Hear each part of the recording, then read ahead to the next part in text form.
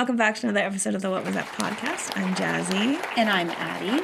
And if you're watching, you can see that we have a very cool box of mysterious items here. Addi, do you want to dive into what is this? Yeah, so this was my beautiful, beautiful birthday present from my wonderful fiance.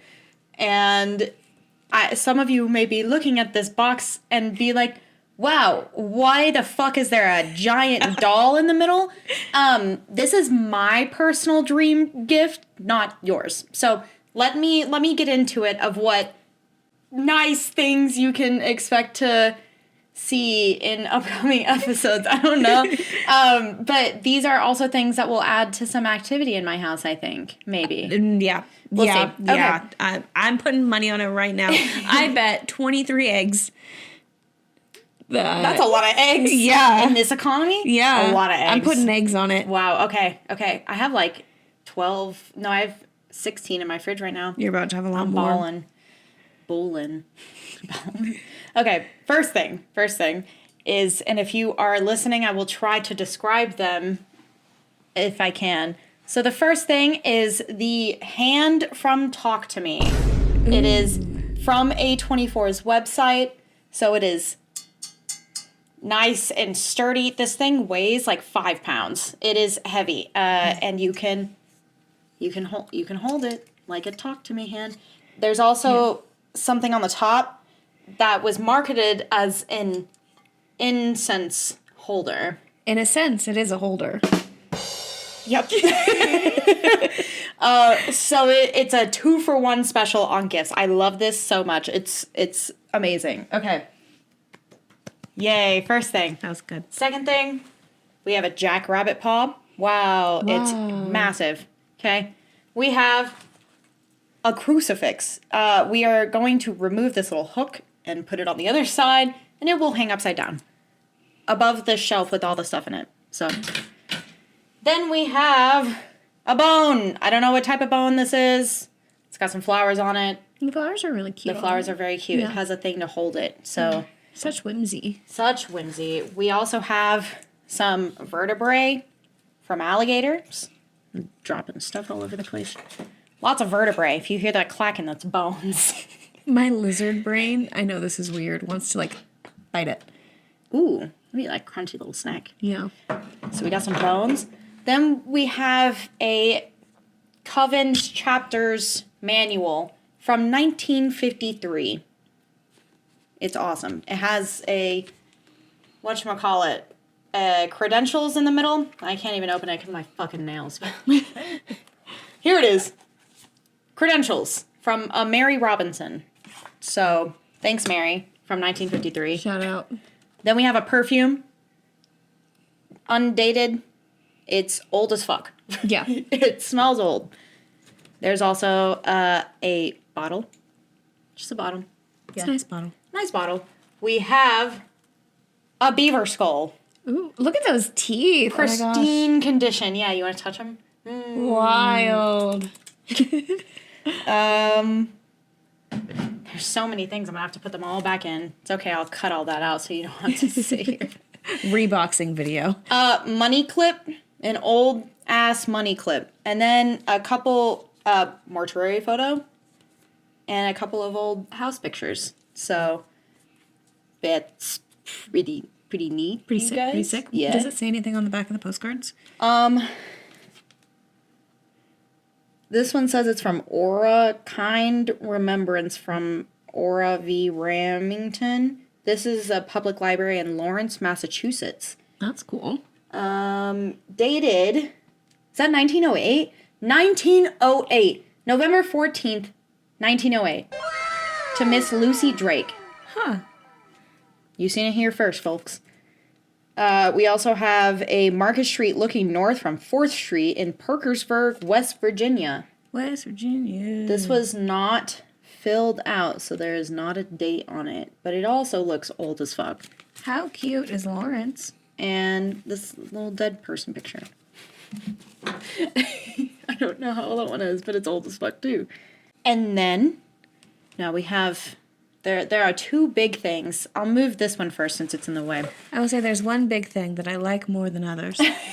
So this is a hand-carved wood mask. It's a demon mask from Guatemala. It says so right here. It's written in pencil. But it has little sheep antlers nailed into it. If I can't really get a close-up, I'll put a picture of it close-up maybe, if I remember. But it's got little nails in it because it's got nailed to it. So remember that story that we talked about of the thing that those people found in the cave? Mm-hmm. And it had nails in the eyes? Yeah. And I was like, what kind of stupid idiot would put that in their house? It's me. I'm a stupid idiot. Okay. And also, like, the little eye holes, I don't want to put it near my face because it gives me weird vibes. It does give me weird vibes. Yeah. Don't do that. Because, like, what if it's, like, the mask where it, that's like, exactly what I was thinking. It sucks your face in, and then it's stuck on you, and then I have to figure out how to save you? Absolutely but not. I'm this. I don't like that. Yeah, I'm not like a cute little green, like, chiseled man. No, I'm going to hit the shit out of you with something, that's for sure. Yeah, I was, like, looking at it, and I was like, wow, the eye holes would be so cool to put on. I'm not putting it to my face. You could, like, hold your phone up to it. That way you could get the perspective of what it would look like real close if you needed to. I don't like it. Can you see my eyes? I can. Okay. I don't like it. Anyway, I certainly don't. This is awesome. the one that that gives me the... Everything else is very cool. It that didn't- gives me the heebie-jeebies. It didn't give me the heebie-jeebies until you guys started saying it gave you the heebie-jeebies, and I was like, man, should I be getting the heebie-jeebies? To be fair, my heaps get jeebed pretty easily, so... Yeah, but I like it. Yeah. Quentin says it should not go in our bedroom. Yeah. Oh my god. My heaves are jeebed. Yikes. So Well, I it was might be planning it on putting it in the bedroom. Do it. It's your bedroom. Where else would I put it? The front door. Above the front door.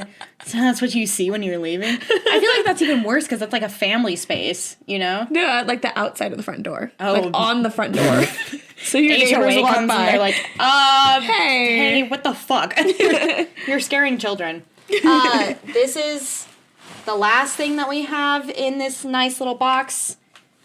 She is a very old porcelain doll. She has a nice, white, beautiful dress with a long train. Her eye's a little broken and she's got a couple face cracks. But she's beautiful. Yeah. And I love her. Yeah, I do like the porcelain doll. Yeah. And there are no heebie-jeebies coming from her. She's just cute. No, She's heebs, just no here to jeebs. exist. I love her. Yeah. Me and her, tight. Watch us be wrong. Don't say that about her. I'm I'm gonna just sit with her in my lap kidding. the rest of the episode. Do it. That's your baby. People are gonna be like, that's fucking weird. Here, she's gonna sit here and talk too. Wait, Hi, welcome back to the What Was That? give her the hand and be like, talk to me. Anyway, that's the box. This is the box. Yay! I can't clap her hands because she's What's porcelain. in the box? What's that from? 7, and it's really sad. Okay. Yeah, he finds his wife's head in the box. Oh, why is that a trending audio? Because it's funny. The way that Brad Pitt says it, he's like, what's in the box? What's in the box? What's in the fucking box? That And is then not he- what I thought the scene would be. And then he opens it, and it's his wife's head. That is not what I Yeah. thought. Like, also like the My Shayla. Why is her leg all messed up? Hey, get your leg back in your socket. I thought the origin She's of the got My Shayla underwear. would be funnier. What is it? Oh, it's what is his name? It's some actor, and he's like talking about the custody battle for his daughter, and her name is Shayla, and so he's crying, and he goes, "My Shayla." That's really sad. Yeah, I'm And gonna I put the was like, crucifix right here, good idea. right on top. Going back to our regular scheduled programming. We all have family, chosen or otherwise, and I'm pretty blessed to have the family that I do. And I'd say the same on one side. And the other? We don't talk about his side. Gotcha. Well, he hasn't been out murdering anyone, right? Or like poisoning people or anything of that nature. If you count murdering people's IQs and poisoning them with really ostentatious, insane right-wing ideologies in the same category, then yes, he was. That wouldn't count technically, but I do entirely get that, absolutely. These stories are a little more up the alley that I was thinking of, but we all have family matters to deal with. Trigger warning, this story has talks of suicide and murder and abuse of adults and children. Story 1. I think my kid's father killed 1, maybe 2 people. Okay. So yeah, here's my theory. I'd love to hear your thoughts because the story might have a few parts. I'm 44 now, but when I was 15, I started dating a boy I'll call Jack. We ended up having 3 kids together, 4 in total. Our first child came when I was 17, Jack's 16. We married, but after 10 years, we were divorced. Now let me give you a little about his background. He was the youngest of 3. His mother had Jack and his sister, but his older brother was from a different relationship. Jack's mom was an alcoholic, and eventually her drinking caught up to her. She was in a near-fatal crash that left her paralyzed from the waist down. After that, she used a cane to walk. During her recovery, Jack's aunt, Carolyn, who was more like a mother figure, took Jack and his sister in. From the time Jack and I started dating, he was always addicted to something. Drugs, pills, sex, cheating, video games, you name it.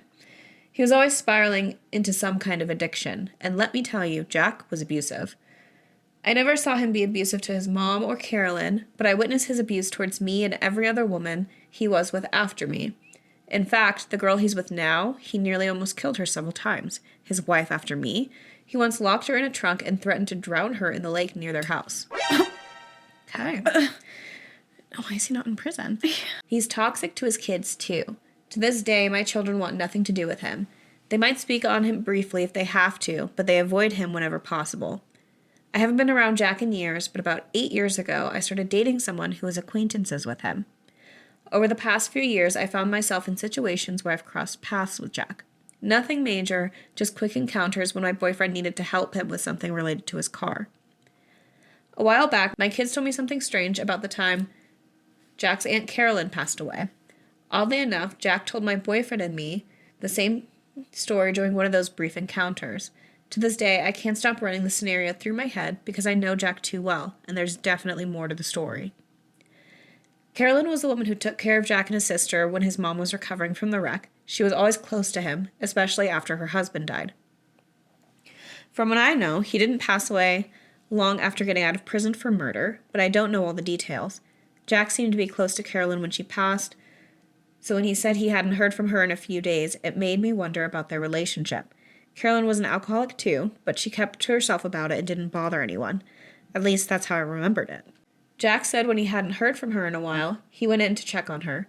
He drove to her house, about a 15-minute drive, and when he got there, she didn't answer the door. So he broke a window to get in. Once inside, he found her on the floor, unalived. He said she had wrapped a foam cord around her neck.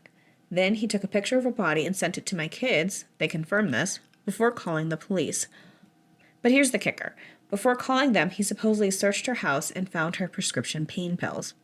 The police came, ruled it a suicide, and moved on. But here's the thing. Can someone really strangle themselves with a foam cord? It doesn't seem physically possible. And knowing the police department where I live, I wouldn't trust them to investigate it thoroughly. They're lazy and corrupt. But what really gets me is the position her body was in. One hand on one side and the other on the opposite side. That just doesn't add up. Doesn't your body fight to survive, to resist when you're trying to take your own life? It doesn't sit right with me, and I can't shake the feeling that something happened. As the year went by after Aunt Carolyn's mysterious passing, Jack never shied away from talking about it. From what my kids and others told me, he spoke about it freely, almost too freely, like he was either bragging or trying to convince himself of his own story. Jack's life took more turns after that. His mom eventually passed from dementia, which, to be honest, I don't think he had anything to do with. If Jack ever loved anyone in this world, it's his mama. That much I knew for sure. His dad, on the other hand, that's where things get murky. Jack's family lived on a piece of property shaped like an L. His parents had a small single-wide trailer they lived on since Jack and his sister were kids. Over the years, they added rooms and porches, so eventually it looked more like a patchwork house than a trailer. Jack's home, a double-wide, sat adjacent to his parents' place. It had been there for a good 10 or 12 years. Jack's dad, Jim, was a hard-working man, the kind of guy who worked multiple jobs to keep his family afloat. For over 30 years, he held a steady job at a well-known plant in town and even worked part-time at a popular retail store to help cover bills, especially since Jack's mom only brought in her disability check after becoming paralyzed. Jim finally retired a few years ago and lived off his retirement checks. During the time my boyfriend and I would occasionally run into Jack, he'd tell us little stories, half bragging, half joking. I didn't think much of them at the time, but looking back, I think there was more truth in them than I realized. Jack would casually mention things like taking money out of his dad's bank account to cover his drug habits and scrambling to put it back before Jim noticed. At the time, I thought it was just Jack being Jack, but now I'm not so sure. In March, things took a downturn for Jack. He lost his job, a great job he held for years, paying $35 an hour. He got fired because of his addiction, plain and simple. Now let me back up for a second. Jack had mentioned in passing that his dad had cancer, but here's the thing. Jim never looked or acted sick. He was lively, full of energy, and spent time out in the yard. My kids, who had lived with Jack on and off, told me Jim only took one medication, something for his blood. I don't know the details about it, but I do know Jim ate well. My daughter used to say that he called her every day to ask her what she was cooking. Breakfast, lunch, and dinner, Jim loved his food. Then April rolled around, and I got a call from one of my kids. Jack's dad is in the hospital, they said. No explanation, just that. Naturally, I assumed it was related to his so-called cancer. 3 days later, Jim was gone. Here's where it gets strange. My boyfriend went to Jack's house to offer his condolences, and the story he came back with left me speechless. According to Jack, here's what happened. Jim was out in the yard one day, and he had a fall. He ended up in the hospital, but Jack claimed Jim called him from his hospital bed, asking him to bring a soda, a pack of cigarettes, and a pair of clean clothes. That sounds coherent, right? If Jim was asking for smokes and fresh clothes, it seemed like he thought he was going home soon. But the very next day, Jim was dead. When my boyfriend talked to Jack, Jack was spinning a bizarre story that his nephew and his nephew's girlfriend had something to do with Jim's death.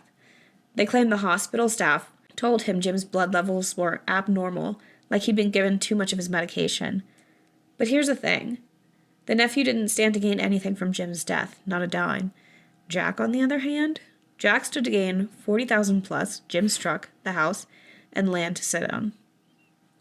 And if there's one thing I know about Jack, it's that money and addiction are a dangerous combination. There are 6 parts to this story. If you want more of this story, let us know. Yeah, we can. Because this is a whole episode on its own. It this is. I wild. literally, I was reading through the comments and I was like, holy shit. There's a lot. There's a lot. So yeah, we can definitely, if we want more of this, let us know and we can come back to it. Comment. Do it. Do it. Yeah. Do it. The sending a picture of your Nuts. aunt's dead body to Absolutely your kids. nuts. FBI, open up! The guy's off his rocker. Clearly. Why are the kids still seeing him if he's abusive to them? Such a good question. Great. Yeah. An amazing question. Yeah. I do find it weird that OP's boyfriend is an acquaintance with Jack so much that they have to go to his house to work on his car. Right. That's more friend type things that you do. I would say that's not entirely acquaintance. I wonder where in the world they live. Alabama. Yeah, For sure. Like a very, very small town. Yeah. Everyone knows South everyone. Carolina, Georgia, Virginia. Yeah, extremely rural. Kentucky. It sounds. Sorry. Sorry, Katie. Kentucky. Somewhere in the South. I feel like this is a thing. I don't know. I'm just judging. I'm judging a book based off its cover. I will say, as far as the cancer stuff, it could depend on what type of cancer he had. Yeah. Because my grandpa had pancreatic cancer, but it was so slow moving. That was not what got him in the end. He outlived his heart transplant by several years. And so they're just like, well, we can give you another one, but you're like 87. Yeah. So why would we? Yeah. Yeah. That's very, yeah. But he also seemed totally fine until the end, and then it wasn't fine anymore, but it wasn't the cancer that got him. Yeah. So I was thinking. He could still have that. Yeah. I was thinking the same thing. There's a lot of cancers that you can get that don't have a lot of physical signs. Skin cancer's a Skin cancer. perfect one. My dad has skin cancer and Yeah. yep. That's Yeah, you gotta hope to catch it early, but how are you gonna if you don't know? yeah, So, exactly. yeah. So, but it is interesting that because OP is totally right in the point of it's really hard to yourself in like either strangulation or drowning. yeah. It's incredibly hard. Sorry, Right. this is really morbid, you guys. I'm sorry. What do you want from We're us? picking apart the story. The whole show is called "What Was That?" We're answering "What was that?" Yeah, what was it? People listening like, girls, what was that? Hey, can we maybe Hey, man. stop? Anyway, Anyway. he definitely poisoned his dad. Yeah. His dad. He definitely poisoned his dad. 100%. Yeah.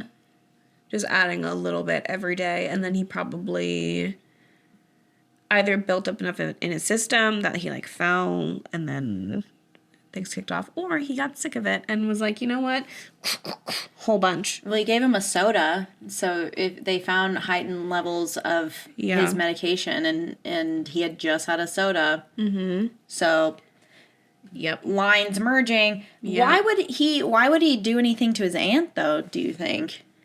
I wonder if because he was close to his aunt, there was some sort of like inheritance or something there. Mm-hmm. I imagine it's probably a similar motive to his dad. Yeah. It's just weird that he would go from never harming his mom or his aunt to snapping and Yeah. pulling a phone on her. Desperate times, I guess. I guess all for one bottle of pain pills? Yeah. I wonder if he also like assumed that she had more. Yeah, Right? that's also Yeah. yeah. Yeah, but like it sounds like he just like snapped. Yeah. He was never stable. Yeah. And then It is really jarring to me that OP's kids are still around. he has a track record of being a shitty person, extremely abusive.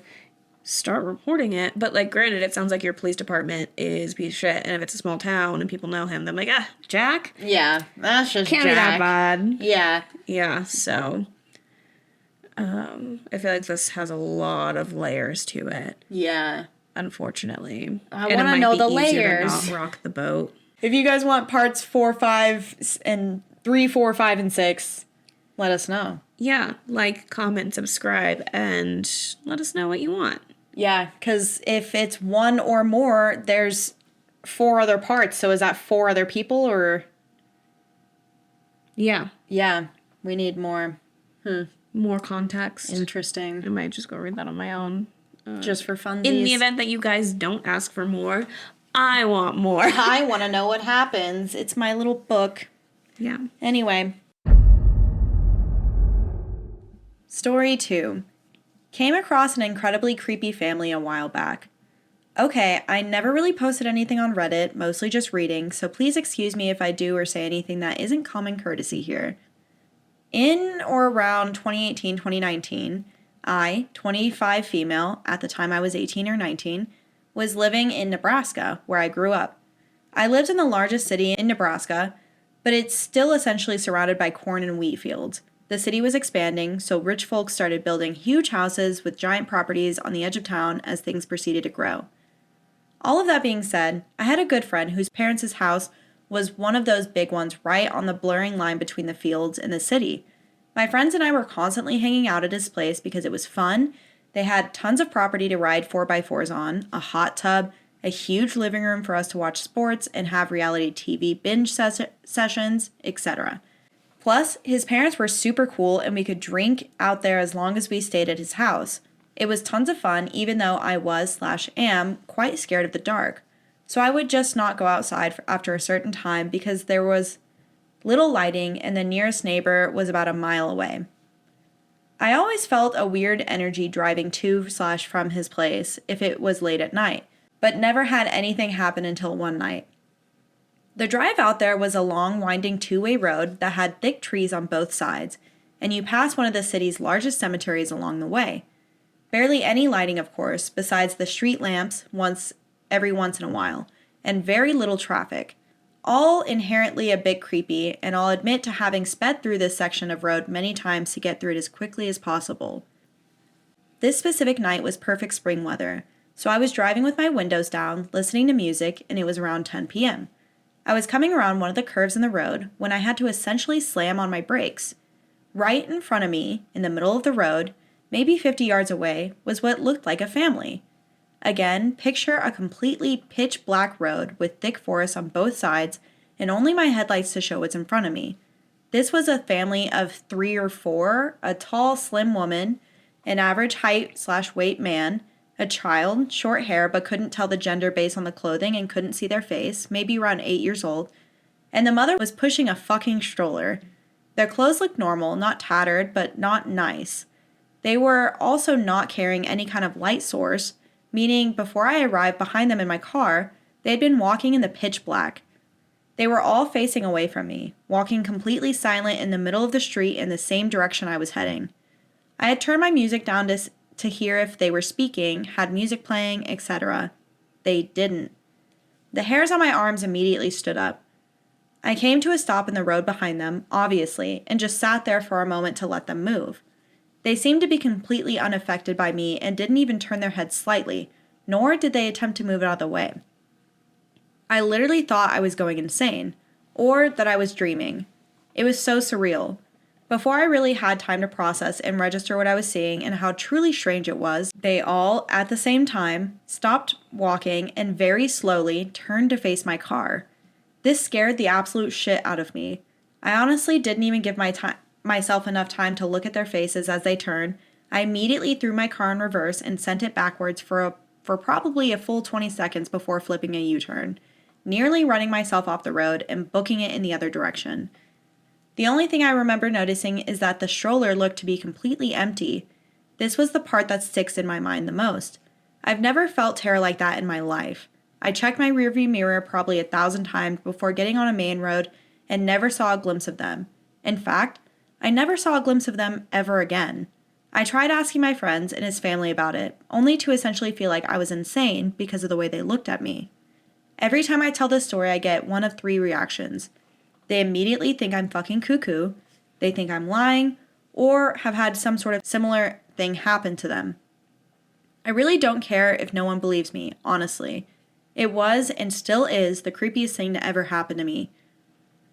It was either some weird-ass family trying to scare the shit out of someone, a distraction for an attempted robbery/assault, or it was something more sinister. I'm going to tell myself for probably the rest of my life that it was the first option. Okay, my initial thought is that Jerry wanted to take his family out on a nice walk through the fields, and they may have lost the trail a little bit, might not know where the car is, and the sun set a little bit sooner than he thought they would. Yeah. And his wife, pissed. The youngest, I want to know how old the children are, because in my head, a toddler, you would still put a toddler in a stroller. Yeah. And they are walking pitch dark. Jerry knows his wife is mad at him. Car lights come up and no one gets out of the car or says anything. They're just sitting there staring at them. So Jerry's like, oh shit, we're about to get murdered now. So they start slowly going away to make sure that they're gonna be okay, and then look back really quick and then realize the car's taking off. That's what I think happened. That's a really nice idea. I really like that idea. Mm-hmm. I think that's really good. My mind immediately went to those traps, like they said, a distraction for a robbery, assault, whatever. Yeah. But that's what I would think. Yeah, because why would it be like a whole family with kids? Yeah. They already had the kids. Especially the empty stroller. That's what also, because I feel like that's kind of fishing for sympathy. Like, this family's out in the middle of the road. They want somebody to stop, get out of their car, and be like, oh my God, are you okay? Do you need anything? Yeah, she says it's a family of 3 or 4. And I feel like if you're going to pull that trap, why would you bring kids out? You just need to pretend that you have a kid. Yeah. Well, I feel like kids would complicate kidnapping someone. yeah, but it could have been just like a smaller person. Because they said they didn't really get a good look at them. Yeah. So it could have been a kid. It could have not been a kid, you know? Or it could have been a ghost. It could have been a ghost. Ooh, maybe a family died in that area and that's just their ghost like wandering the streets and they thought it would be really funny. Like ghosts are sentient beings and they're like, hey, you know what would be really funny right now? Let's scare the fuck out of this person driving down the road. Yeah. Yeah. Yeah, they said the kid's like 8 years old. Ballpark.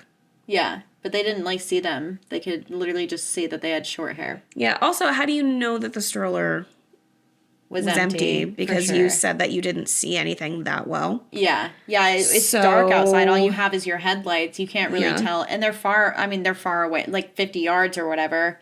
So I feel like it's kind of hard to tell for sure if the stroller's empty. Yeah. You know? It could be a deep what stroller. If it's a little baby. Yeah, and it could be a deep basin of a stroller and you don't see, and there, all you see is the blanket and it looks flat. What if it's covered with a blanket because it's fucking nighttime? Because it's cold. Yeah. It's a baby. Jerry didn't bring a jacket. No, he's like, we won't be out there that long. No. And Linda is pissed. Yeah. She's like, you got me out here with my new fucking baby. She's and even this more 8-year-old. mad that, like, nobody came to help them. Yeah, she's like, oh, thank God. I'm finally saved from this hellscape. And they, like, bat out of hell, whip away. And she's like, oh, I'm still stuck out here? I bet they got divorced. Oh, 100%. If that happened to me... It makes me think of in Friendship where she gets lost in the cave. Oh, my God. Divorced, God. honestly. What was her name again? I don't remember. Yeah. You left Mom in a cave? That's what I imagine is this is actually just a Tim Robinson sketch. Everything's a Tim Robinson sketch. When I was in the cave, I had an orgasm. Which is also wild. That's crazy. She's like, hey, yo, this dark is kind of getting me. The darkness? It's just a rat. Yeah. No, I bet she met Nosferatu in there. That's what Dude, that was. What bounce on it. Yeah. She's like, Bill? Wow. Hey, it's funny seeing you here. That's crazy. Crazy style. Me reading Mermaid Monster smut today. So He's got claws and webs between his finger and sharp teeth, black eyes. You lost me at the teeth. Back in. Yeah. Lock back in. He does literally when I texted you, I'll cut this out. Oh, maybe I won't. Fuck it. Yeah. When I text or slacked you, it was because I was like, there's no gravity. It was because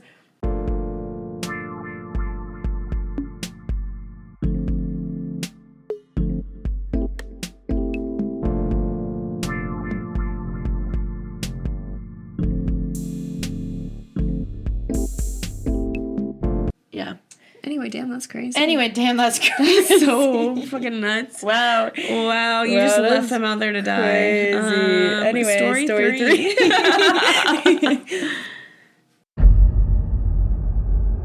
Story 3.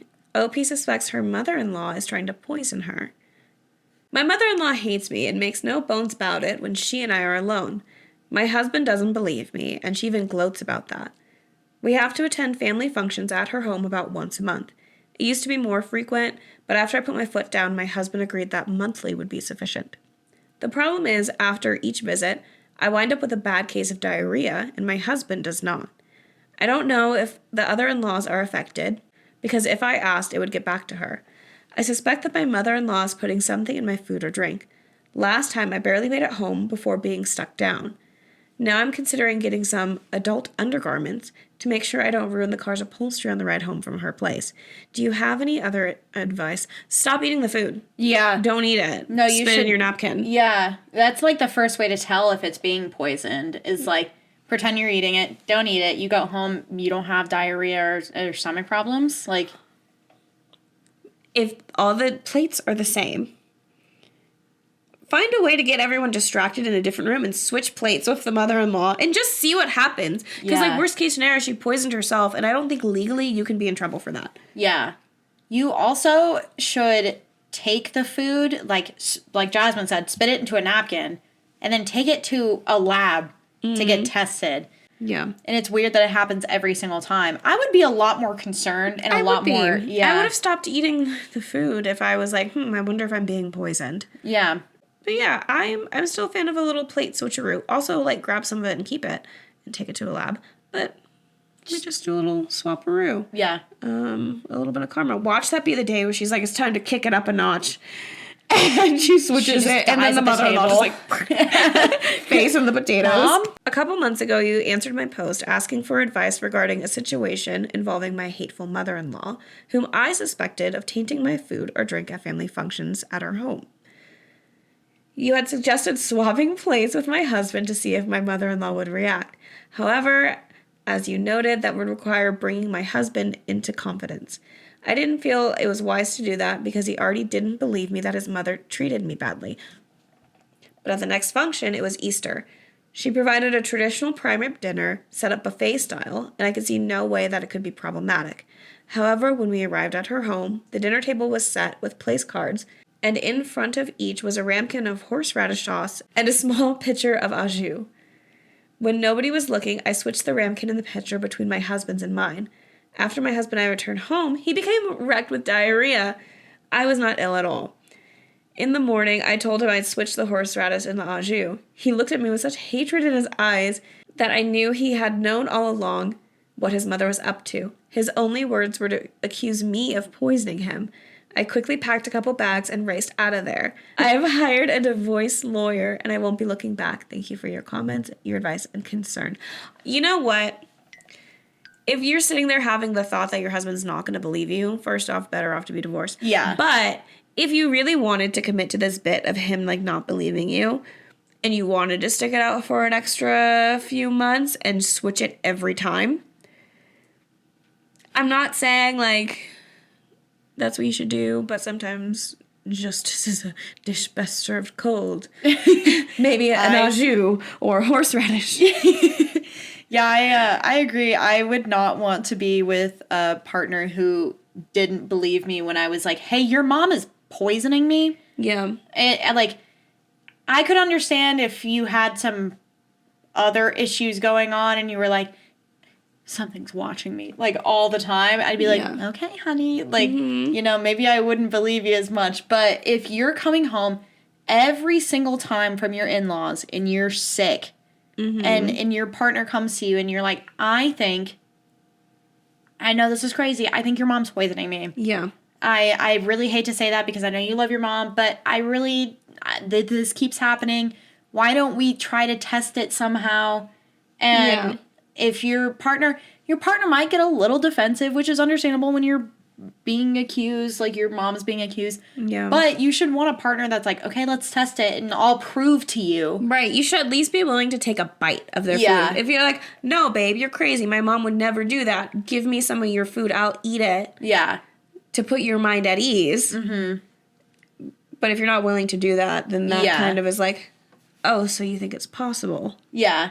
And like she said, she knew that he knew what was going on just by looking at him, because immediately he was like, you tried to poison me. And it's like, no, your mom tried to poison me and I switched to see if it was true. Right. Which clearly you seemed fine with. Yeah. I mean, you didn't have a problem when it was me, but now that it's you have a problem. Like, that's crazy. Have you listened to the story of the guy who was poisoning his partner? Was it someone was poisoning somebody else's food with garden slugs? Garden slugs. Yeah. So slugs are could be really toxic. Yeah. And the OP of the story was like, I'm getting sick constantly because of my food, and it's always like my partner cooking for me every time, and I don't know what's going on. And I can't remember exactly how it happened, but OP found out that their partner was putting slugs into a blender and putting it in their food and trying to kill them. Just break up. Just break up. The answer is always break up. Leave. Just leave. Leave. Unless somebody cheats on you No, no. In that always, case, yeah. just always totally kidding. just leave. It is, if you find somebody else attractive, if you want to be in a relationship with somebody else, leave. Leave. If you hate your partner and you wish that they didn't exist anymore, leave. You don't have to be around them. Right. You're getting a divorce, you're going to lose half your assets. Okay, it's better than going to fucking prison. Yeah. Leave. Just leave. It's always easier to just like cut that out of your life. Isn't that amazing? You can I will simply never walk away. Never, ever, ever understand, especially with cheating, why you don't just leave. Right. The answer, leave. Like, I mean, some people want to have their cake and eat it too, but Yeah. leave. Go be single, and then you can have your cake. You can have as all many the cakes that you want. Yeah. You can have your picking of cakes. One for every night of the week. Two if you want. You Ew. can't hold on to that cake and then want to try every cake too. No. Fuck That's that. not fair. Let Just them leave. eat other cakes too. Yeah. Everyone deserves to eat as many cakes as they want to. Everyone deserves Don't cake. hold them back. Yeah. Damn. Anyway, bro, that's crazy. Damn, that's, Damn, so, that's so crazy. crazy. My calf is sore. Oh. You should massage it. I'm going You want me to. to massage it? Yeah, mommy. Anyway, story 4.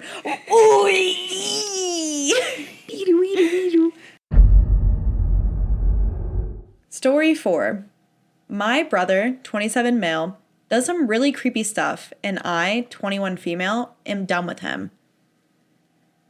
Trigger warning: abuse, attempted murder, abusive behavior, suicidal ideation, mental health issues, stalking, obsessive behavior, assault, choking, etc. Hey Reddit, I'm desperate. My brother is really creepy. Like, really fucking creepy. To the point where I look at him and I have serial killer thoughts. What? Then I realize what I'm thinking and I feel guilty. Yesterday, for example, he picked me up at the uni and was supposed to take me to the mall. Because I needed to buy some things, I realized the route was different and I asked him where he was going. He didn't say anything. I kept asking where we were going because I knew we were far away from the uni and he was driving faster and faster. I finally told him to stop, but he wouldn't. Then he casually went back to the mall. I got out of the car and said he didn't need to drive me back. He just went away. Sometimes on holidays, I'll be alone and he'll stand behind me and scare me. I told him multiple times to stop and he didn't. He's been doing it since we were kids. Sometimes I would wake up and see him standing in front of me while I slept. Last Thanksgiving, I was sleeping and woke up to him sitting at the edge of my bed, speaking French. Sometimes he'll show up at my college and ask to talk to me. I'll get off class and he'll just say it was nothing and go away. Sometimes I see his car parked at my boyfriend's house. I don't understand it. I'm done with him. What can I do? Okay, sorry, I'm sorry for giggling, but when OP said that he was standing at the edge of their bed speaking French, my first thought went to Dexter from Dexter's Lab when he's trying to learn French. Oh, what is that line? It's about fromage. Oh, Dexter, Dexter. Oh, say it again, Dexter. Omelette de fromage. Because he tries to learn it, but it gets stuck repeating that one line over and over again, so that's all he knows how to say in French. That's so funny. Omelette du fromage. Yeah, that's all he was saying at the end of the bed. And he's just like Omelette rocking du back and forth. But I'm sorry, it's probably not that, but that's where my head went, and Yeah. that's why I giggled. does OP mean that she thinks that he's a serial killer, or Yes. she wants to? I think she thinks he's a serial killer. Okay. Yeah. Okay, because at first I was like, she wants to kill him, and she thinks that he's weird. What a twist that would That's be. crazy. That's some like Joe Goldberg level of Yeah. mental gymnastics. Yeah. I mean, I think the stuff that he's doing is weird. I don't think it's like serial killer weird. No, I just think it's like a weird older brother. Yeah, I just think he's a really fucking weird guy. Like, Yeah. I get it. He's like, it's coming off as creepy, but I don't know. We have some top comments and then we have an update. So, top comment is, OP, you need to start answering questions so we can help you. Questions like, where are your parents and what do they think of his behavior? Has he been evaluated? Do you ever feel threatened? Sexualized? Does he do anything with anyone else? Help us out here. Give us something. OP says, "Hi, I'm sorry for not answering early. I ended up sleeping." Anyway, yes, when I was a little girl, I used to tell my parents about my brother going over to my bedroom and scaring me. My parents would talk to him and say it's absolutely not okay to do that, but he wouldn't listen to them. My parents also took him to a therapist when he was a kid to see if there was something going on, but nothing. He kept doing it as we grew up, except that he became creepier. Like the things I mentioned in the post, there was one occasion where I was on a trip in another country and he showed up at the same place I was. Instead of being excited by his presence, I was just so tired about it, so I asked him, "What are you doing here?" And he said, "I'm just enjoying France." Well, that's why he was learning French. You're the only one who can appreciate this beauty. I couldn't do anything, so I ended up accepting it. He does have a girlfriend, and no, he doesn't act that way with her. He doesn't act that way with anyone. He has a good job. I don't live with my parents, nor does he. And then in reply, the other person says, "Wait a second, this dude shows up randomly while you're in France out of nowhere and just bumps into you. That's some next level shit right there, OP. Did you tell your parents about this issue in particular?" OP said, "I did. My parents were disappointed that he was still doing that and told me they were going to talk to him. It happened in March, not so long ago." So that's kind of fucking weird. It's a little weird. I will say him Is not... it serial killery? No, it's not serial. Sorry. Yeah. It's not. It's weird. But I don't know. It seems like I wonder if this is a person you have to be, like, around to, like, pick up that vibe. Because, like, just hearing it typed out, and, like, you got to give me everything all in the same post instead of bits and pieces. Because, like, individually, it doesn't seem that bad, but altogether, it probably is. Yeah. So I just want to just take the time and write the whole damn post. Yeah. Yeah, just, like, think about it. If you're going to ask for advice, you should, like, take some time to think. Yeah.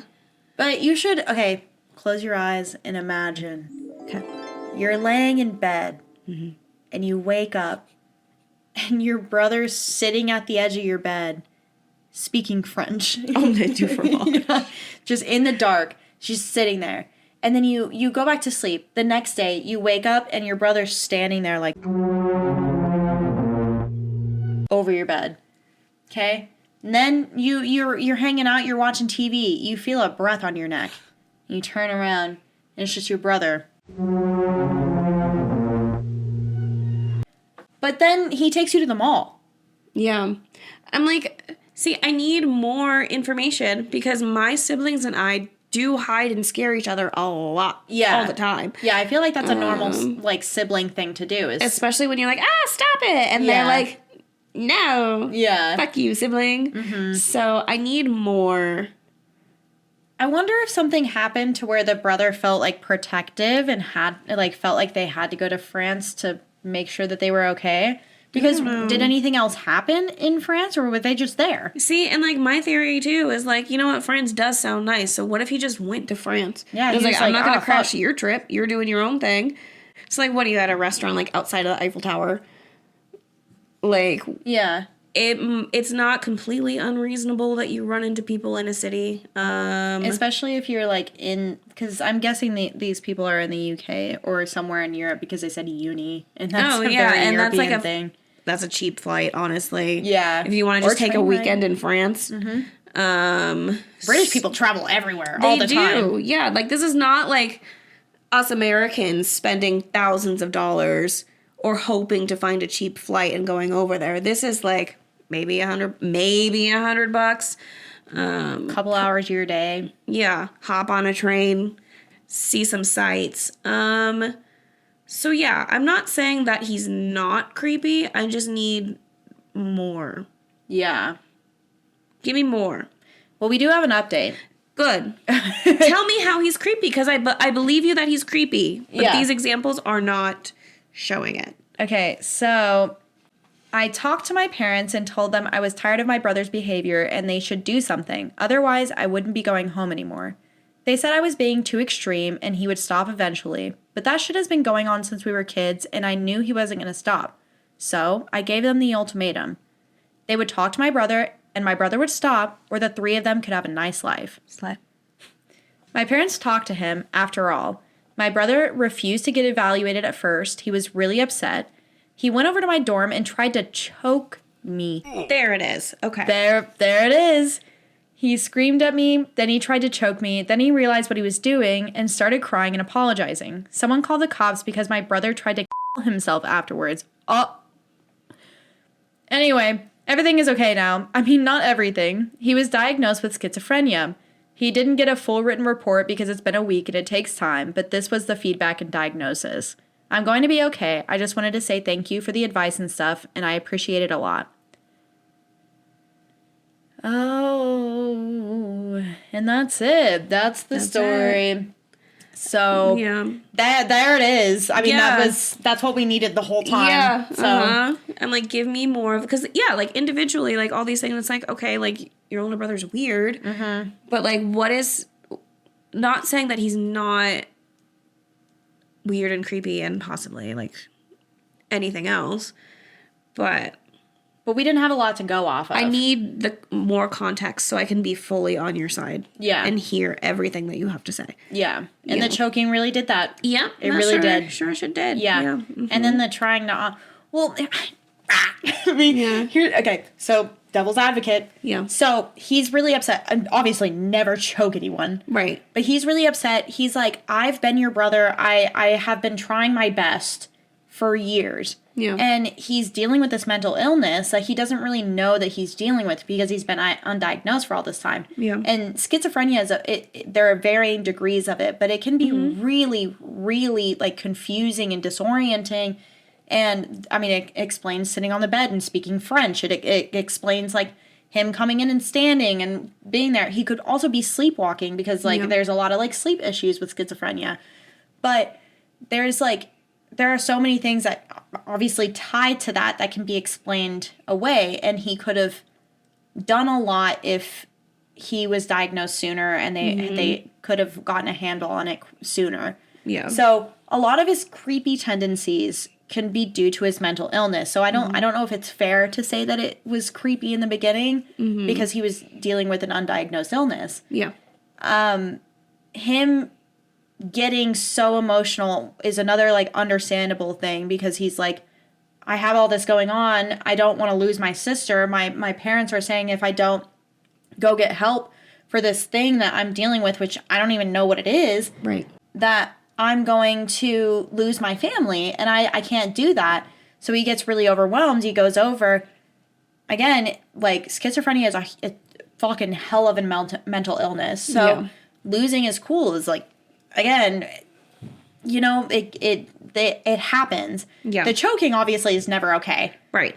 And then of course he feels bad for it because he's like, what the fuck did I just do? What is happening to me? Exactly. He's like, I'm cracking. I'm cracking. I'm having a psychotic break. Yeah. And so, I mean, I can understand where the like wanting to be like, I'm done. Yeah. Comes in. Yeah. So, well, yeah, because like if you're going through mental illness, you don't know that's what's happening to you, and then you're finally diagnosed, and then things escalate with your sister, and you choke her. You're like, oh my god, my head would go to, I am the person that she's always said I was. yeah. I am nuts. I am crazy. I am deserve creepy. to be here. Yeah. Because look what I just did. Yeah. So, exactly. Yeah. I could see how your head gets there. Yeah. It's a sad thing. Yeah. It makes me sad. Yeah. Like, again, it's never okay to choke anyone, and it's never okay to put your hands on anyone, but it is really sad that he had to deal with that for so long and didn't get the help that he needed early enough to, and that could also be another factor of him going to Paris because maybe his sister is like his safe person. Yeah. You know? Maybe when he was driving her to the mall and then turned around, like maybe there was something going on in his head and he was like, we can't go to the mall right now. Something's going to happen. Yeah. Yeah. I don't know. think, I mean, obviously I don't know.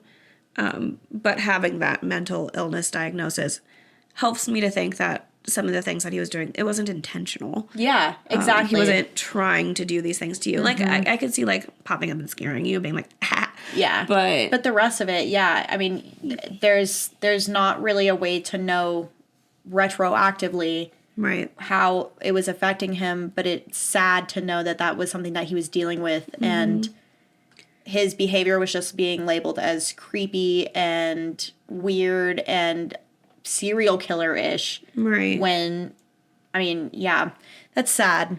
It's a sad story. I mean, obviously, I can empathize with OP too, because you wouldn't want to be in that situation where you don't feel safe. Right, absolutely. And OP obviously like had really strong feelings against this and had every right to, because it did end up in violence. Right. But it's sad that it even had to get there. I'm just like, I do wish OP's parents took her more seriously and got him evaluated sooner. Yeah. Do better. Because, like, depending on the person, schizophrenia manifests at different times, but usually by the time you're, like, in your late 20s. Yeah. So if you make it through your late 20s, in theory, you make it past a threshold where you could develop schizophrenia. So earlier intervention could have been very helpful. Yeah. So, sucks to be both siblings. Yeah. Yeah. Yeah, that mood spoiler was accurate. Because I'm sad now. Yeah, same. I called my brother. Hey, buddy. Well, did any of these make you feel more secure in your family dynamics? It really made me really glad to have the chosen family that I have. Should we consider our followers chosen family? I think so. These are our children. And what do children do? They come to mommy. Yeah, come to mommy. You like, share, comment, subscribe, and support your mom's dreams. Don't you wanna support us?